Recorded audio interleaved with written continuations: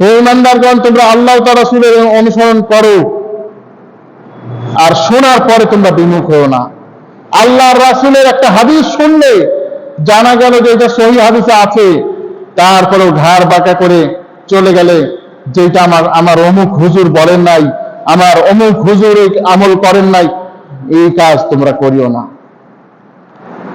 একটা উদাহরণ দেওয়া যায়, যেমন আমি বহুত দিন আগে এক জায়গায় একটা বিষয় আলোচনা করলাম যে আল্লাহর নবী কখনো জঙ্গলে এইভাবে থেকে থেকে ইবাদত করেন নাই। চট করে এক মুরব্বী বলল, তাহলে আমাদের ওই অমুক বুজুর্গ সে যে দিনভর জঙ্গলে ইবাদত করলো, সে কি ভুল করেছে নাকি? নাউজুবিল্লাহ।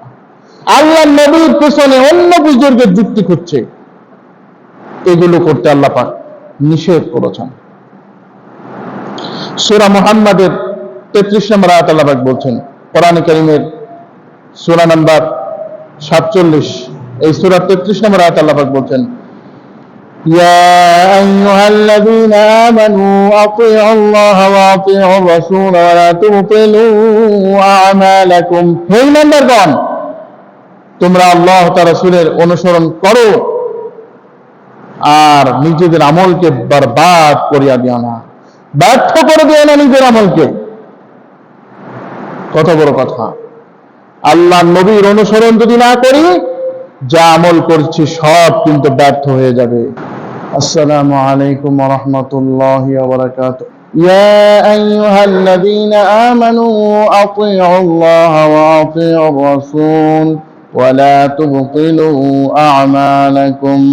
وقال النبي صلى الله عليه وسلم عليكم بسنتي وسنة الخلفاء الراشدين المهديين اللهم صل على محمد وعلى الله رب العالمين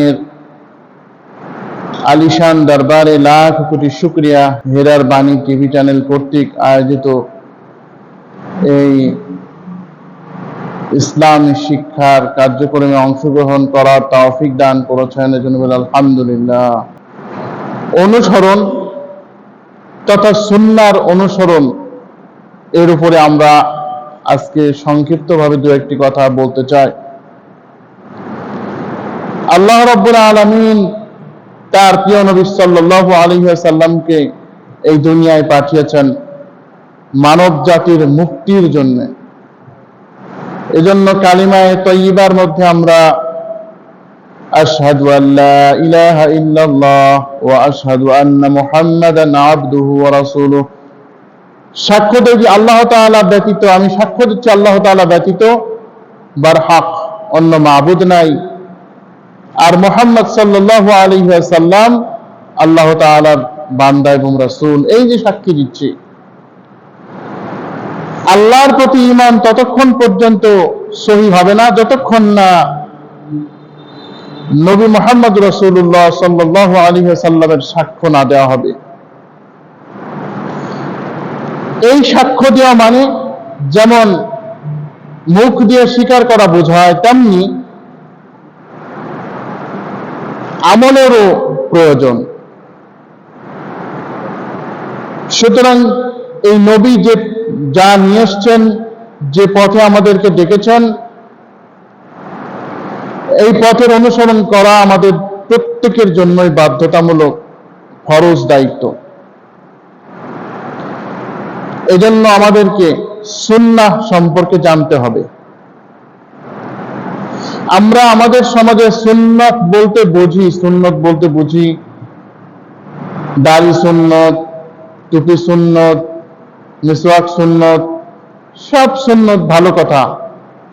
কিছু নামাজও সুন্নত, এগুলো তো সুন্নত আছেই, কিন্তু শুধু এগুলো সুন্নতের একটা অর্থ নয়, বরং সুন্নত শব্দটির অর্থ হচ্ছে রাস্তা,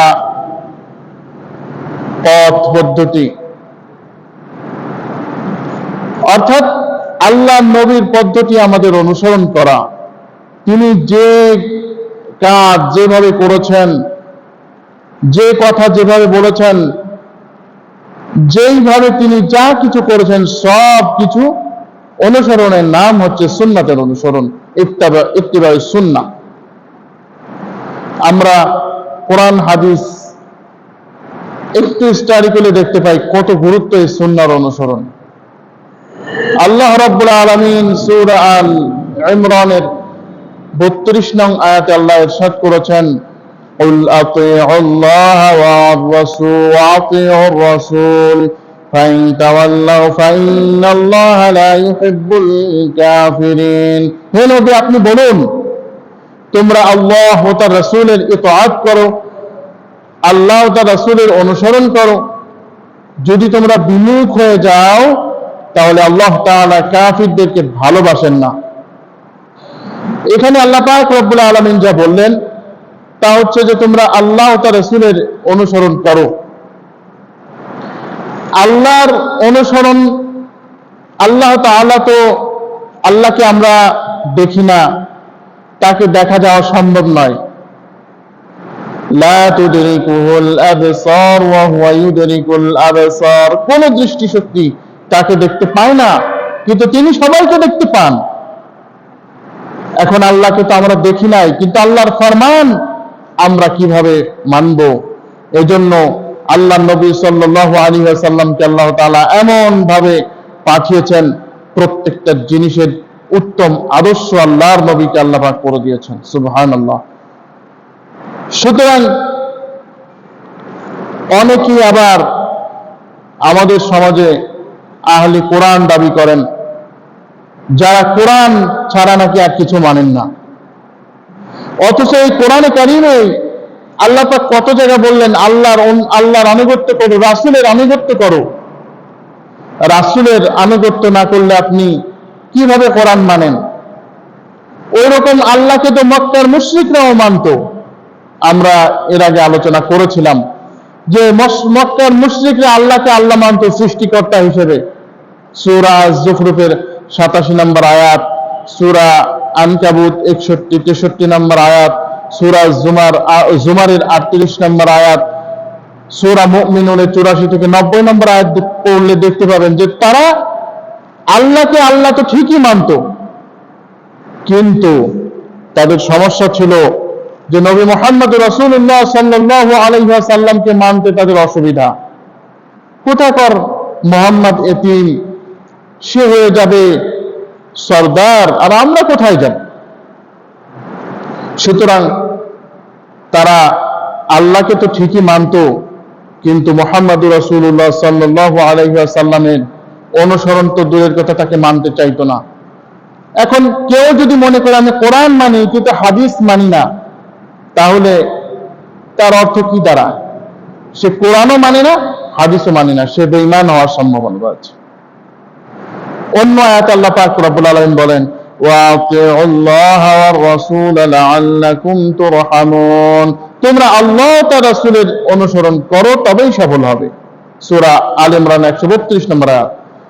সফলতা অর্জন করার জন্য আল্লাহ পাক বলছেন তোমরা আমার নবীর অনুসরণ করো, সুন্নতের অনুসরণ করো, তাহলেই সফল হবে। কিভাবে সফল হবে দেখেন। দুনিয়ার একটা দৃষ্টান্ত যদি দেওয়া যায়, এই দুনিয়ায় যদি কোনো ব্যক্তি একটা সুন্নাহর অনুসরণ করে তাহলে যে তার কত ফায়দা হবে, একটা মাত্র উদাহরণ আপনাদের জন্য দিচ্ছি। কোনো ব্যক্তি যদি আল্লাহর নবীর পদ্ধতি অনুযায়ী খাওয়া দাওয়া করে, অর্থাৎ সে এক ভাগ খাবে, আরেক ভাগ পানি দিয়ে ভরবে, আরেক ভাগ খালি রাখবে, সে যে ধর্মেরই অনুসারী হোক না কেন সে সুস্থ থাকবে।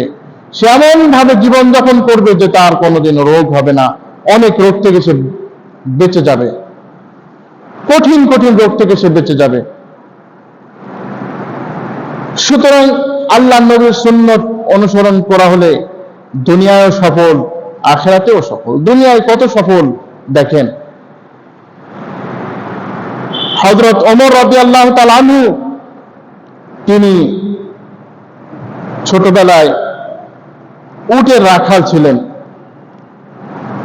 তিনি বনু মাখজুম কবিলা, তার খালার যে গোত্র আছে ওই গোত্রের উট চড়াতেন। তার আব্বা তাকে প্রচুর পরিমাণে মারধর করতেন যদি একটু বিশ্রাম নিতে যেতেন বা একটু বসতেন। হযরত ওমর রাদিয়াল্লাহু তাআলা আনহু যখন খিলাফতের মাসনদে আসেন, তখন তিনি বললেন যে আমার অবস্থা এমন ছিল যে আমি কয়েকটা খেজুরের বিনিময়ে, খাদ্যশস্যের বিনিময়ে, কয়েকটা আঙ্গুরের বিনিময়ে আমি আমার খালাদের বকরি আমি চড়াতাম। আমার আব্বা আমাকে মারধর করতেন যদি আমি বসতাম। সেই ওমর রাদিয়াল্লাহু তাআলা আনহু অর্ধেক পৃথিবী তার অধীন হয়ে গেল। শুধু হয়ে গেল না, আল্লাহর নবী বললেন যে লা নাবিয়্যা বাদি ওয়ালা রাসূলা, আমার পরে নবী রাসূল কিছুই তো হবে না। যদি আমার পরে নবী হতো, ওমর নবী হয়ে যেত। সুবহানাল্লাহ, কত বড় কথা যে ওমর রাদিয়াল্লাহু তাআলা আনহুর শান আল্লাহ রাব্বুল আলামিন কেমন করে দিলেন। সবার শানই এরকম উন্নত হতে পারে। সাহাবীদের মধ্যে যারা হয়তোবা তেমন ভাবে লেখাপড়াও জানতেন না, হিসাব নিকাশও জানতেন না, তারপরেও তারা বিশ্ব বিজয়ে অংশগ্রহণ করেছিল। এজন্য আমাদেরকে রাসূলের অনুসরণ করতে হবে। অন্য আয়াতে আল্লাহ পাক বলেন, সূরা আল মাইদার, সূরা আন-নিসার 59 নম্বর আয়াতে, ইয়া আইয়ুহাল্লাযীনা আমানু আতিউল্লাহ ওয়া আতিউর রাসূল ওয়া উলুল আমরি মিনকুম, হে ঈমানদারগণ, তোমরা আল্লাহ ও তার রাসূলের অনুসরণ করো, আর তোমাদের মধ্যে যারা নেতৃস্থানীয় তাদেরও তোমরা অনুসরণ করতে থাকো। তোমরা আল্লাহ ও তার রাসূলের অনুসরণ করো। এখানে আল্লাহ পাক বললেন তোমাদের মধ্যে যারা নেতৃস্থানীয় তাদেরও তোমরা অনুসরণ করতে থাকো। এই আয়াতের শানে নজুল হচ্ছে আল্লাহর নবী সাল্লাল্লাহু আলাইহি ওয়াসাল্লাম তিনি হযরত আলকামা রাদিয়াল্লাহু তাআলা আনহু নামক একজন সাহাবীকে তিনি পাঠিয়ে দিলেন একটা যুদ্ধের অভিযানে। জেদ্দায় আবিসিনিয়া থেকে কিছু লোক জেদ্দায় এসে মদিনা হামলার প্রস্তুতি নিচ্ছে, এই খবর পেয়ে তিনি তাকে পাঠিয়ে দিলেন। যাক, তাদের ভয়ে তারা চলে গেল। হযরত আলকামা রাদিয়াল্লাহু তাআলা আনহু হযরত আব্দুল্লাহ ইবনে হুযাফাকে একটি বাহিনীর নেতৃত্ব দান করলেন যে তোমরা যদি পারো আগে চলে যেতে পারো। রাস্তায় তারা আগুন জ্বালালেন, উট পোড়াবেন হয়তোবা।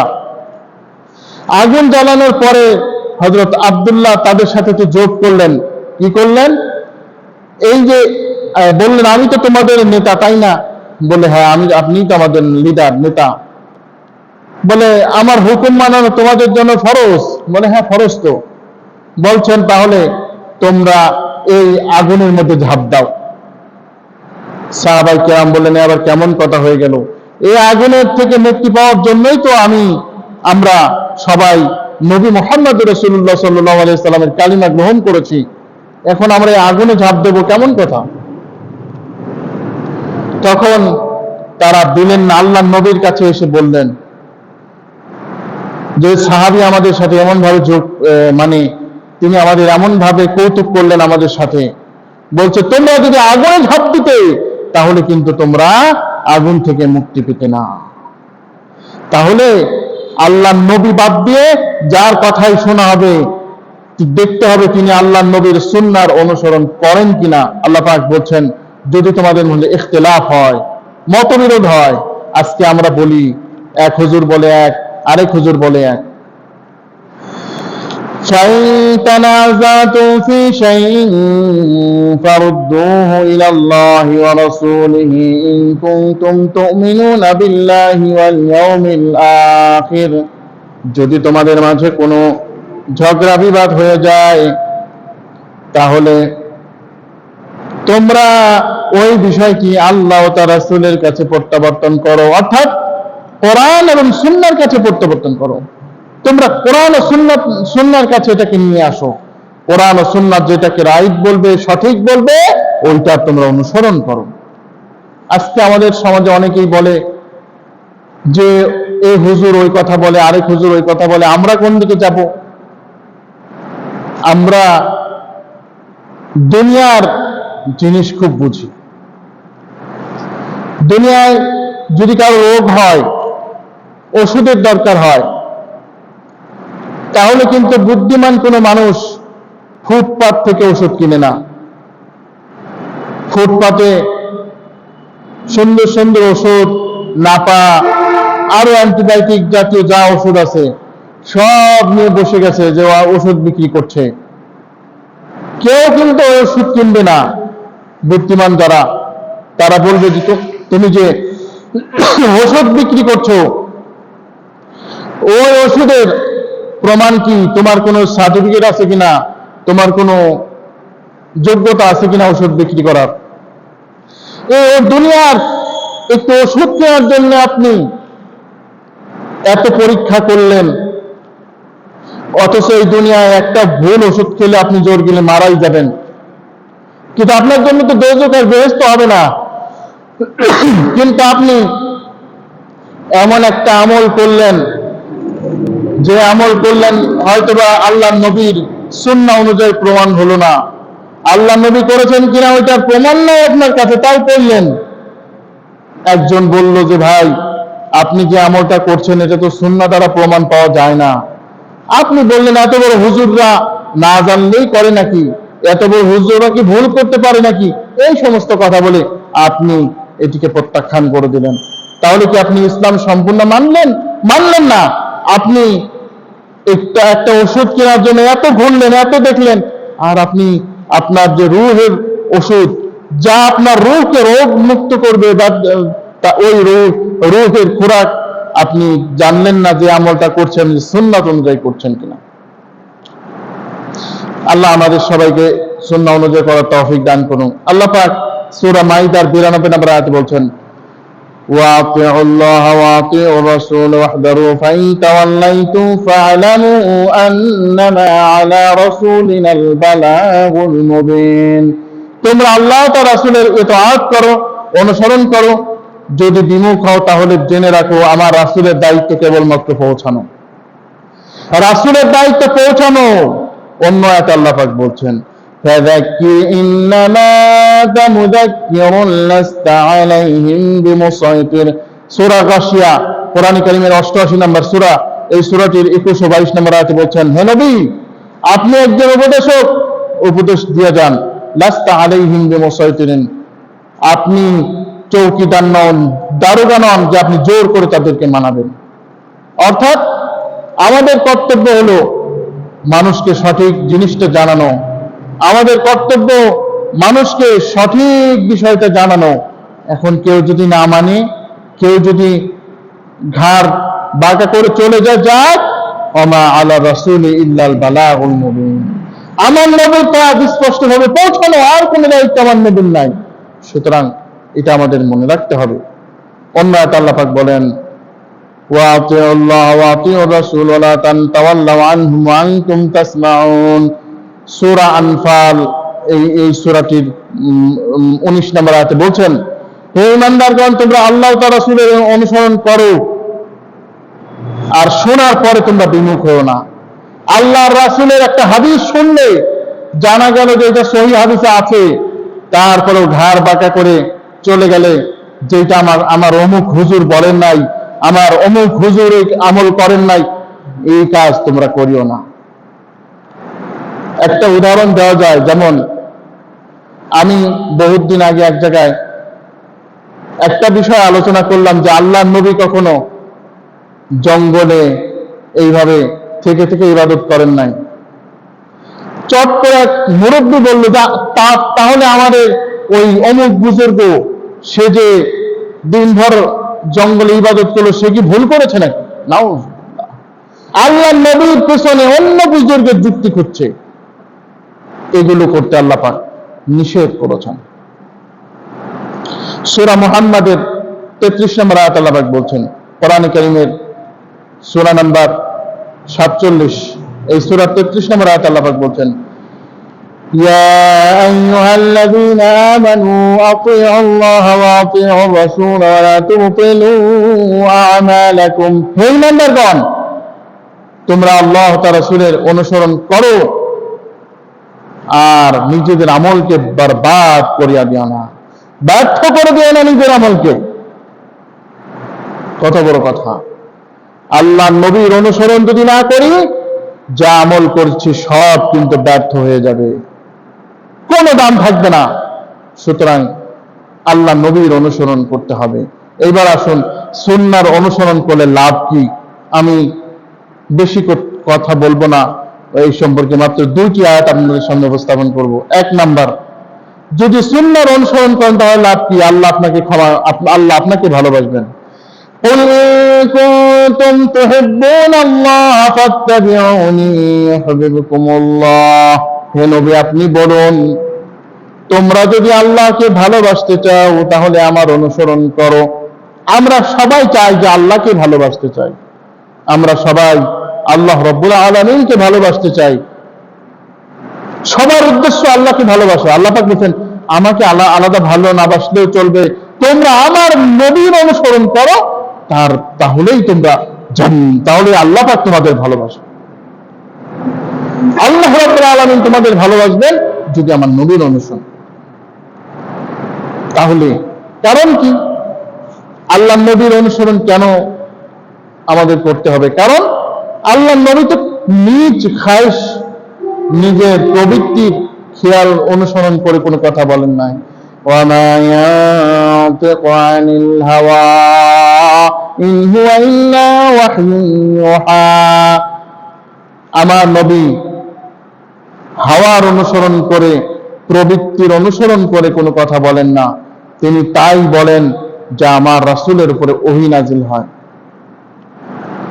সুতরাং যেহেতু আল্লাহর নবী আল্লাহর নির্দেশ অনুযায়ী কথা বলেন, সুতরাং তার অনুসরণ করো, তাহলে আল্লাহ তোমাদের ভালোবাসবে। আরো কিছু কাজ করবেন কি? ওয়ায়াগফির লাকুম যুনুবাকুম ওয়াল্লাহু গফুরুর রহিম। আল্লাহ তাআলা তোমাদের ক্ষমা করবেন গুনাহসমূহ, আর আল্লাহ তিনি ক্ষমাশীল, তিনি পরম দয়ালু। অন্য আয়াতে আল্লাহ রাব্বুল আলামিন বলেন, সূরা আন-নিসা 4 নম্বর সূরা 13 নম্বর আয়াত, তিলকা হুদুদুল্লাহ ওয়া মান ইউতি'িল্লাহা ওয়া রাসূলাহু ইউদখিলহু জান্নাতিন তাজরি মিন তাহতিহাল আনহারু খালিদিনা ফিহা যালিকাল ফাওজুল আযীম। আর এটাই হচ্ছে আমার সীমারেখা, যারা আল্লাহ ও তার রাসূলের অনুসরণ করে তাদেরকে এমন জান্নাত দান করবেন যার তলদেশ দিয়ে নহর সমূহ প্রবাহমান, সেখানে তারা চিরস্থায়ীভাবে থাকবে। এটাই হচ্ছে মহা সাফল্য। অর্থাৎ আল্লাহ নবীর অনুসরণ করতে পারলেই আপনার জন্য জান্নাতের আল্লাহ ফয়সালা করবেন। শুধু তাই না, আল্লাহ নবীর অনুসরণ করলে আল্লাহ তাআলা আপনাকে নবী, সিদ্দিক, শুহাদা ও সালেহিনদের অন্তর্ভুক্ত করে দেবেন। আল্লাহ পাক সূরা আন-নিসা এর 69 নম্বর আয়াতে বলেন, ওয়া মান ইউতি'িল্লাহা ওয়ার রাসূল ফাউলাইকা মা'আল্লাযীনা আন'আমা আল্লাহু আলাইহিম মিনান নাবিয়্যিনা ওয়াস-সিদ্দীকিনা ওয়াস-শুহাদা'i ওয়াস-সালিহিন।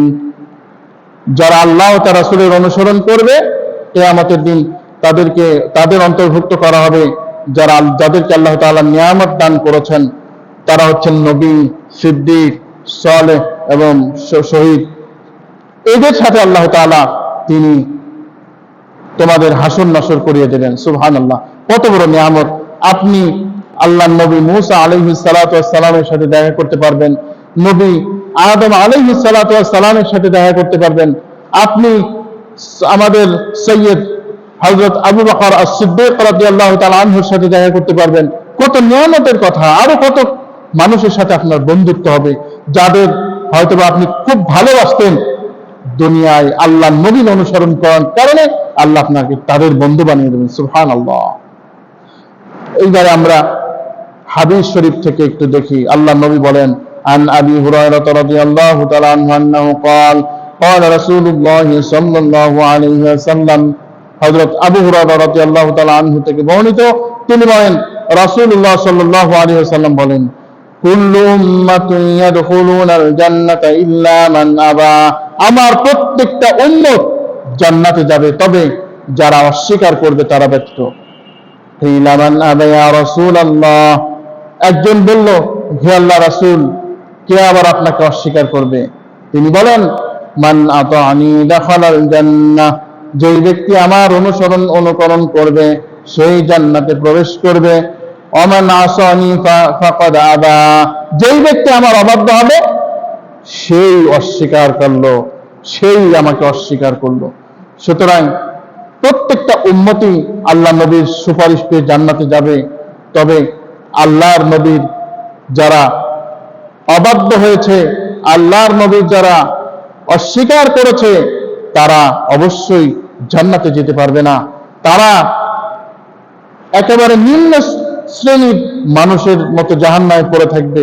অতএব নবীর অনুসরণ আমাদের অবশ্যই করতে হবে।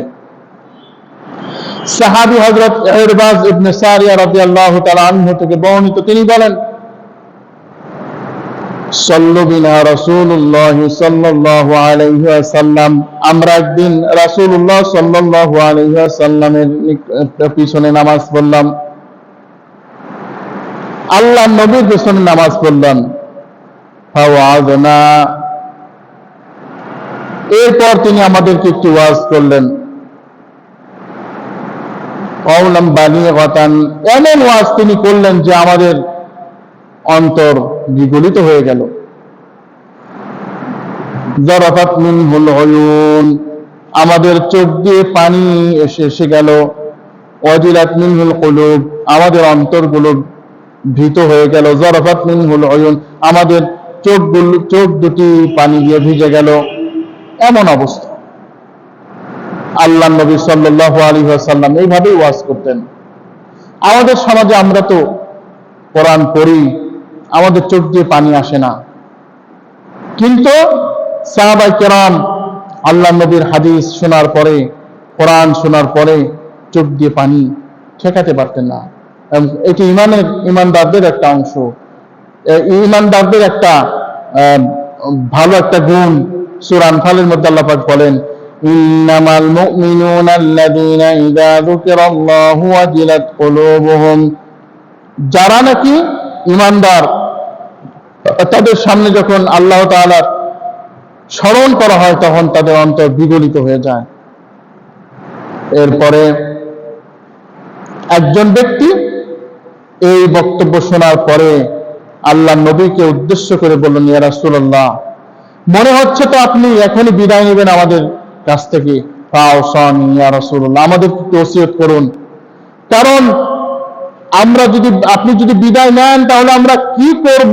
আপনি বিদায় নিলে আমরা কিভাবে চলবো? আমাদেরকে একটু ওসিয়ত করুন। আল্লাহ রাসূল সাল্লাল্লাহু আলাইহি ওয়াসাল্লাম তিনি ওসিয়ত করার জন্য প্রস্তুত হলেন। এই ফলে আমরা বুঝলাম যে আল্লাহর নবী ইন্তেকাল করবেন, সাহাবায়ে কেরাম তা জানতেন। আল্লাহর রাসূল এই দুনিয়া থেকে বিদায় নেবেন, সাহাবায়ে কেরাম তা জানতেন।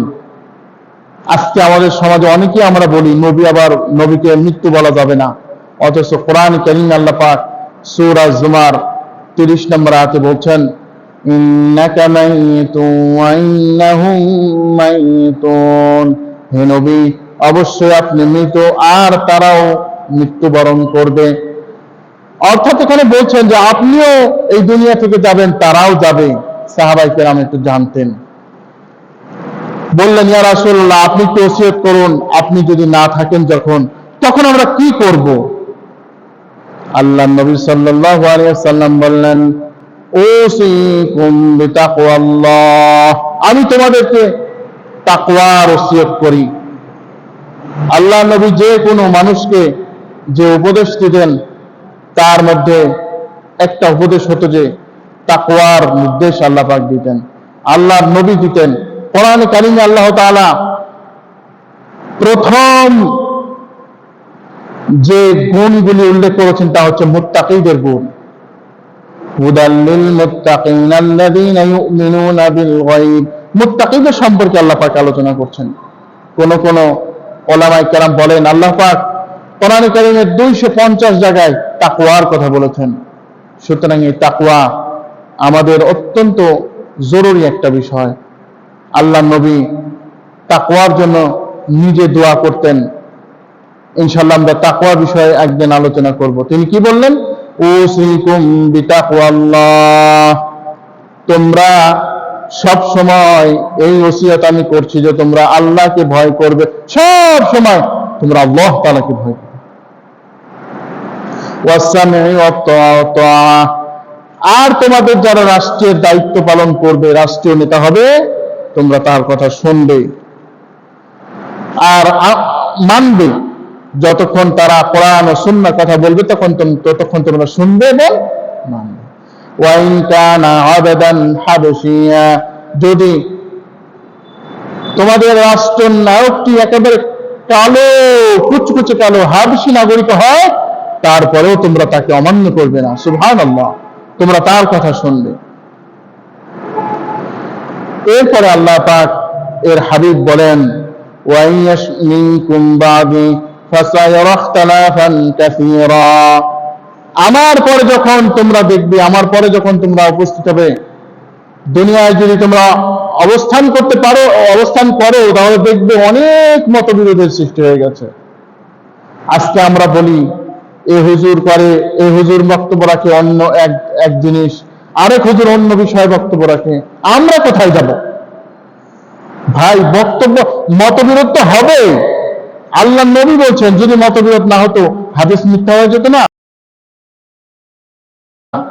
আল্লাহ নবী বলছেন যে মতবিরোধ হবে, তো মতবিরোধ তো হবেই। সুতরাং আল্লাহ নবী সাল্লাল্লাহু আলাইহি ওয়াসাল্লাম বলছেন ফাসায়ারা ইখতিলাফান কাসীরা, অনেক বিষয়ে তোমরা মতবিরোধ দেখবে। তখন কি করবে? যে যা বলে তাই, নাকি আমাদের সমাজে বলে,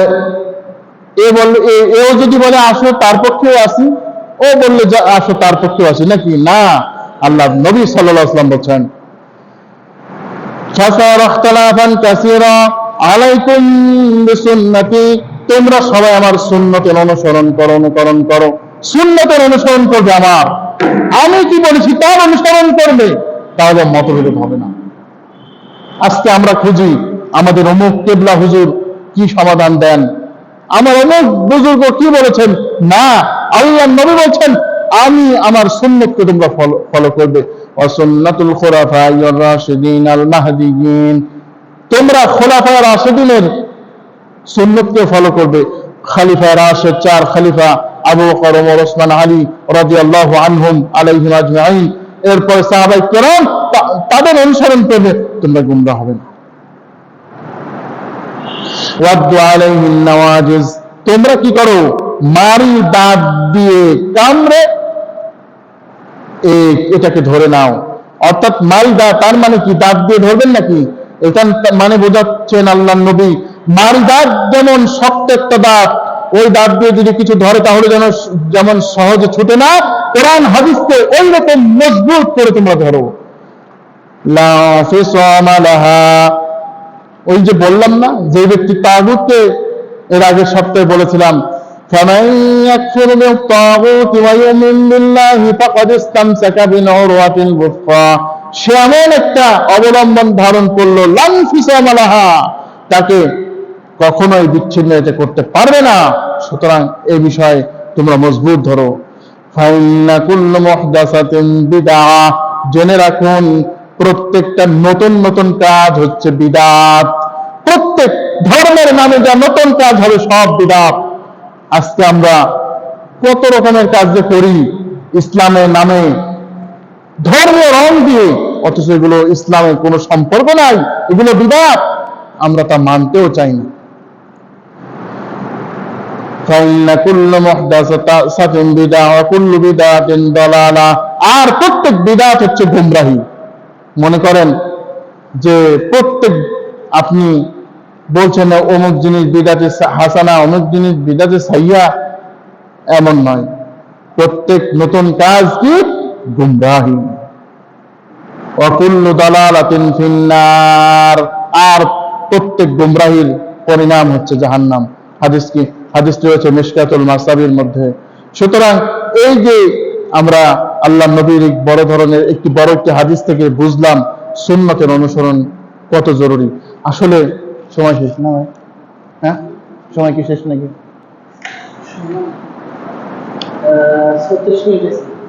আচ্ছা, একটু চলো।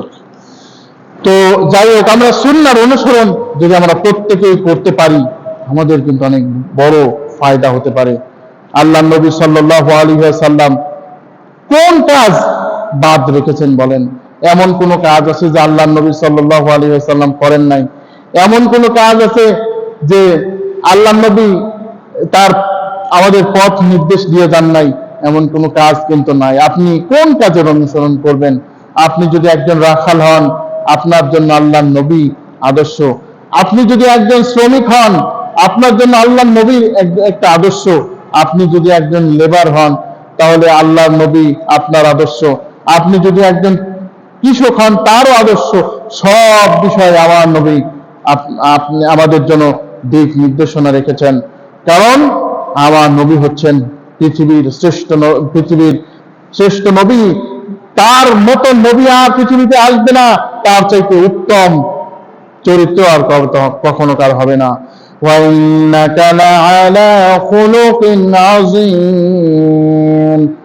শোনো হে নবী, আমি তোমাকে সবার চাইতে উত্তম চরিত্র আমি দান করেছি। সুবহানাল্লাহ।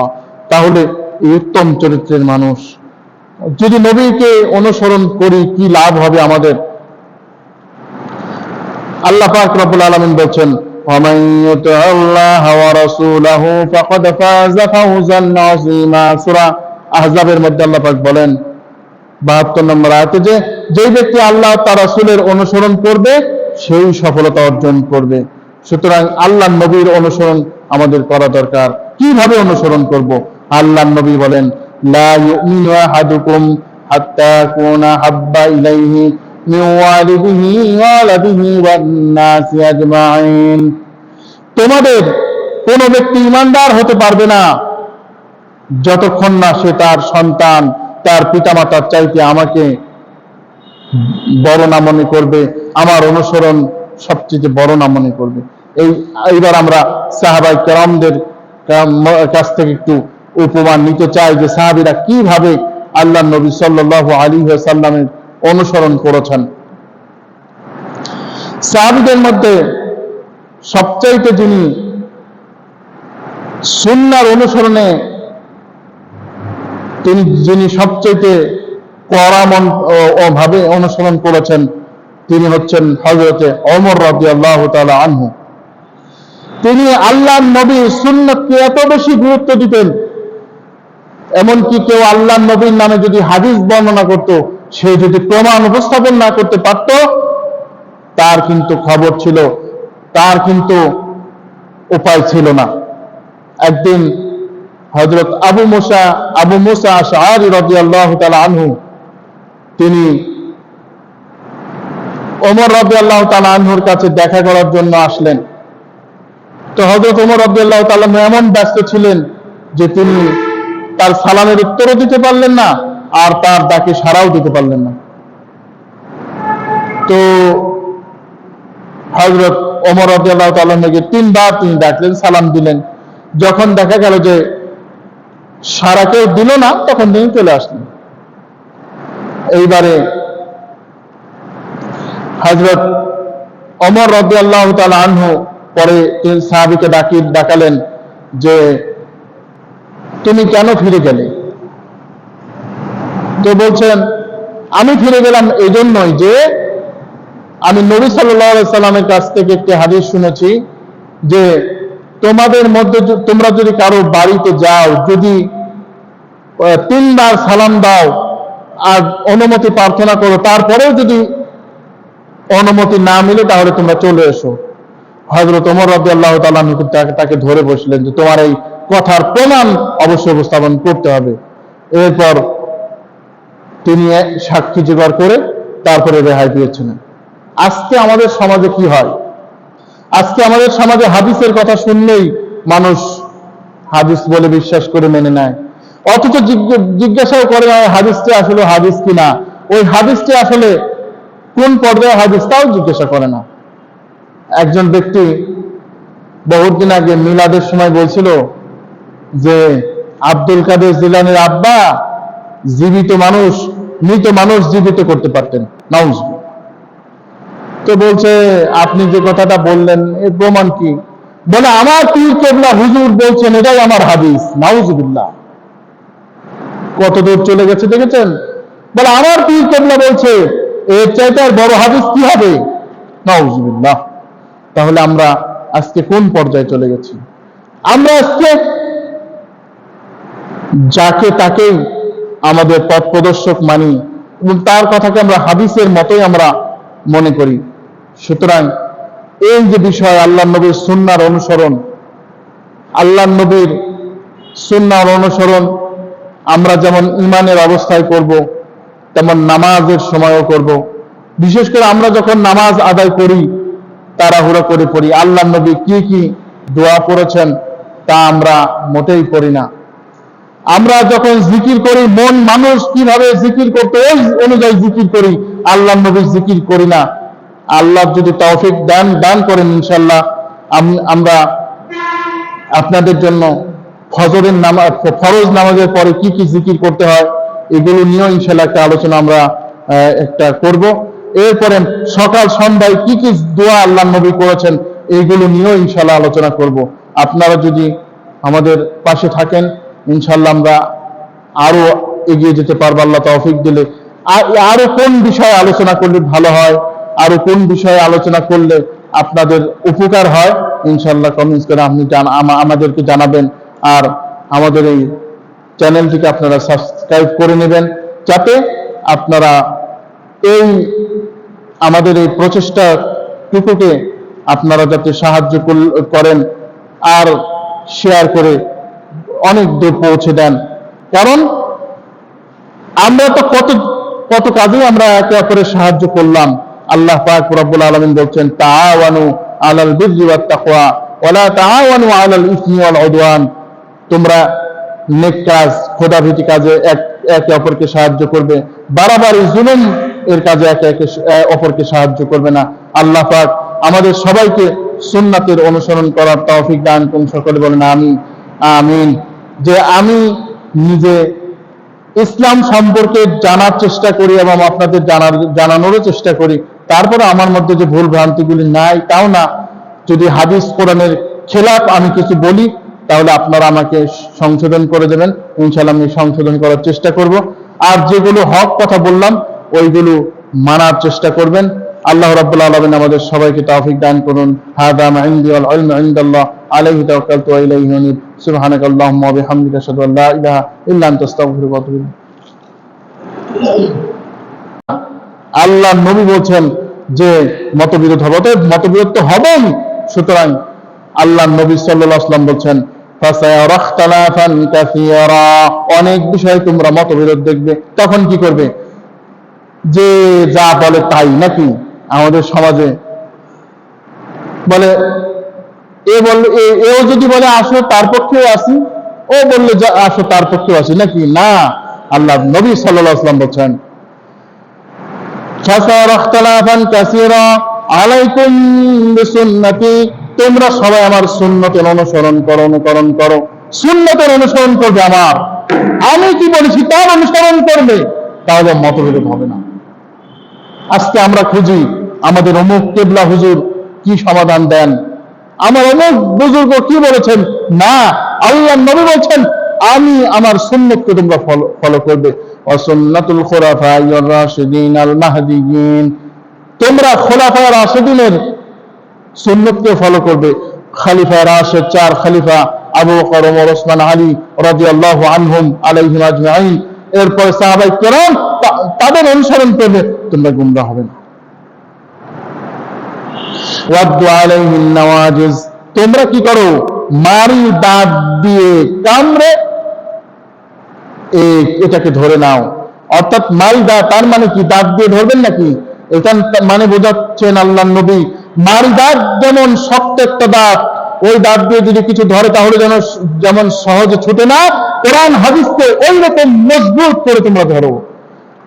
লা ফিসামা লাহা, ওই যে বললাম না, যে ব্যক্তি তাগুতকে এর আগের সপ্তাহে বলেছিলাম, فمن يكفر بالطاغوت ويؤمن بالله فقد استمسك بالعروة الوثقى, সে এমন একটা অবলম্বন ধারণ করলো লান ফিসামা লাহা, তাকে কখনোই বিচ্ছিন্ন এটা করতে পারবে না। সুতরাং এই বিষয়ে তোমরা মজবুত ধরো। ফাইন্না কুল্লু মুহদাসাতিন বিদআহ, জেনে রাখুন প্রত্যেকটা নতুন নতুন কাজ হচ্ছে বিদআত। প্রত্যেক ধর্মের নামে যা নতুন কাজ হবে সব বিদআত। আজকে আমরা কত রকমের কাজ যে করি ইসলামের নামে ধর্মীয় রং দিয়ে, অথচ এগুলো ইসলামের কোনো সম্পর্ক নাই, এগুলো বিদআত, আমরা তা মানতেও চাই না।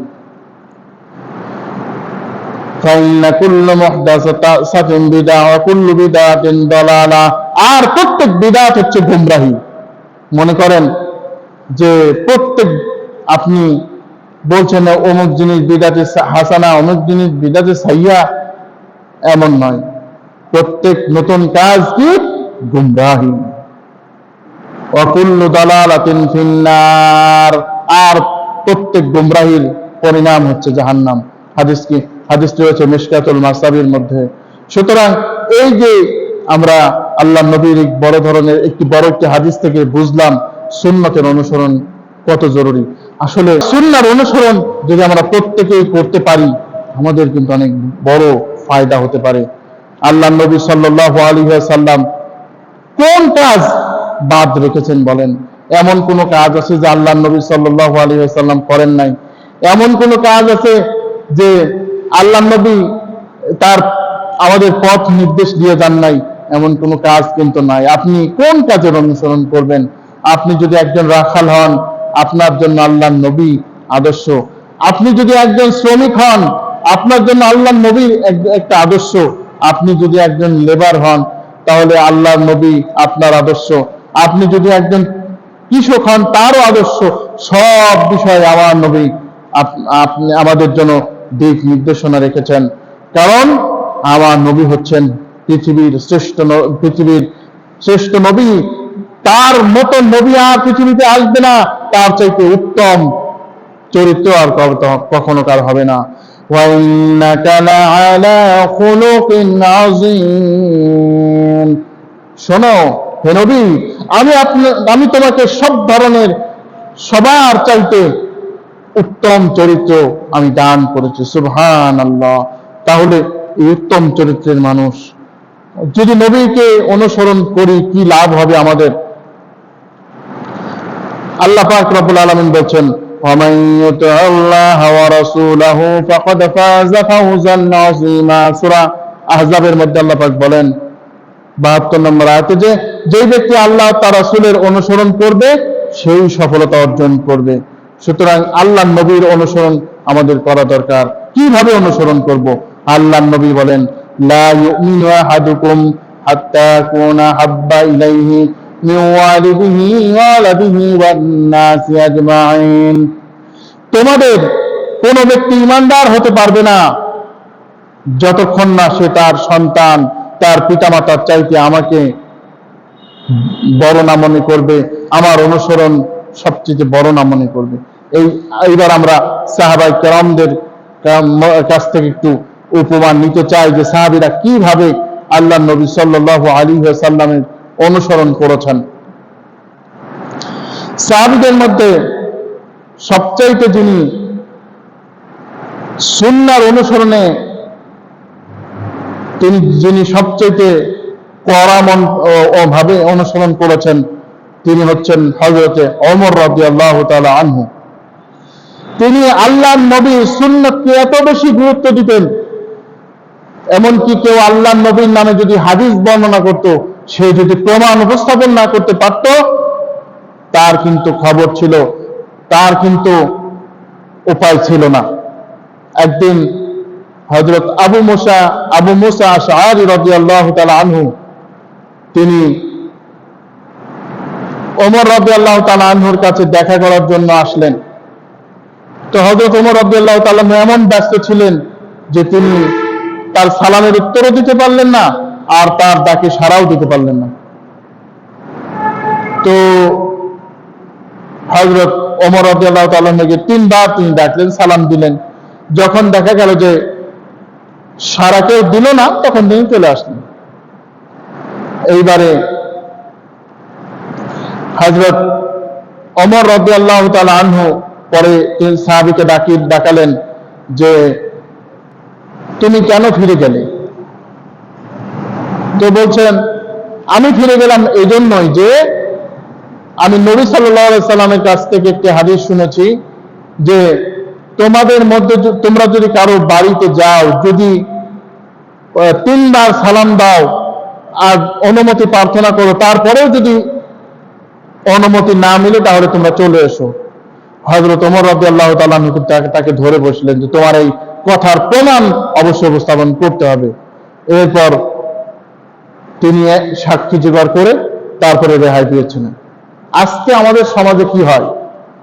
আজকে আমাদের সমাজে হাদিসের কথা শুনলেই মানুষ হাদিস বলে বিশ্বাস করে মেনে নেয়, অথচ জিজ্ঞাসাও করে না হাদিসটি আসলে হাদিস কিনা, ওই হাদিসটি আসলে কোন পর্যায়ে হাদিস তাও জিজ্ঞাসা করে না। একজন ব্যক্তি বহুদিন আগে মিলাদের সময় বলছিল যে আব্দুল কাদের জিলানীর আব্বা জীবিত মানুষ, মৃত মানুষ জীবিত করতে পারতেন। নাউজুবিল্লাহ। তো বলছে আপনি যে কথাটা বললেন এর প্রমাণ কি? বলে আমার পীর কেবলা হুজুর বলছেন, এটাই আমার হাদিস। নাউজুবিল্লাহ। কত দূর চলে গেছে দেখেছেন? বলে আমার পীর কেবলা বলছে, এর চাইতে আর বড় হাদিস কি হবে? নাউজুবিল্লাহ। তাহলে আমরা আজকে কোন পর্যায়ে চলে গেছি? আমরা আজকে যাকে তাকেই আমাদের পথ প্রদর্শক মানি এবং তার কথাকে আমরা হাদিসের মতোই আমরা মনে করি। সুতরাং এই যে বিষয় আল্লাহর নবীর সুন্নাহর অনুসরণ, আল্লাহর নবীর সুন্নাহর অনুসরণ আমরা যেমন ঈমানের অবস্থায় করব, তেমন নামাজের সময়ও করব। বিশেষ করে আমরা যখন নামাজ আদায় করি তাড়াহুড়ো করে পড়ি, আল্লাহর নবী কি কি দোয়া করেছেন তা আমরা মোটেই করি না। আমরা যখন জিকির করি, মন মানুষ কিভাবে জিকির করতে ওই অনুযায়ী জিকির করি, আল্লাহর নবীর জিকির করি না। আল্লাহ যদি তৌফিক দান করেন ইনশাআল্লাহ আমরা আপনাদের জন্য ফজরের নামাজ, ফরজ নামাজের পরে কি কি জিকির করতে হয় এগুলো নিয়েও ইনশাআল্লাহ একটা আলোচনা আমরা একটা করব। এরপরে সকাল সন্ধ্যায় কি কি দোয়া আল্লাহর নবী করেছেন এইগুলো নিয়েও ইনশাআল্লাহ আলোচনা করব। আপনারা যদি আমাদের পাশে থাকেন ইনশাআল্লাহ আমরা আরো এগিয়ে যেতে পারবো আল্লাহ তৌফিক দিলে।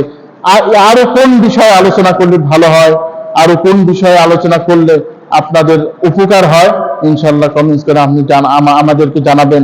আর আমাদের এই চ্যানেলটিকে আপনারা সাবস্ক্রাইব করে নেবেন, যাতে আপনারা এই আমাদের এই প্রচেষ্টাটুকুকে আপনারা যাতে সাহায্য করেন আর শেয়ার করে অনেক দূর পৌঁছে দেন। কারণ আমরা তো কত কাজে আমরা একে অপরের সাহায্য করলাম। আল্লাহ পাক রব্বুল আলামিন বলছেন তাআওয়ানু আলাল বিররি ওয়াত তাকওয়া ওয়ালা তাআওয়ানু আলাল ইসমি ওয়াল উদওয়ান। তোমরা নেক কাজ, খোদাভীতি কাজে একে অপরকে সাহায্য করবে, বাড়াবাড়ি জুলুম এর কাজে একে অপরকে সাহায্য করবে না। আল্লাহ পাক আমাদের সবাইকে সুন্নাতের অনুসরণ করার তৌফিক দান করুন। সকলে বলেন আমিন। আমিন। যে আমি নিজে ইসলাম সম্পর্কে জানার চেষ্টা করি এবং আপনাদের জানানোরও চেষ্টা করি, তারপরে আমার মধ্যে যে ভুল ভ্রান্তিগুলি নাই তাও না, যদি হাদিস কোরআনের খেলাফ আমি কিছু বলি তাহলে আপনারা আমাকে সংশোধন করে দেবেন। ইনশাআল্লাহ আমি সংশোধন করার চেষ্টা করব।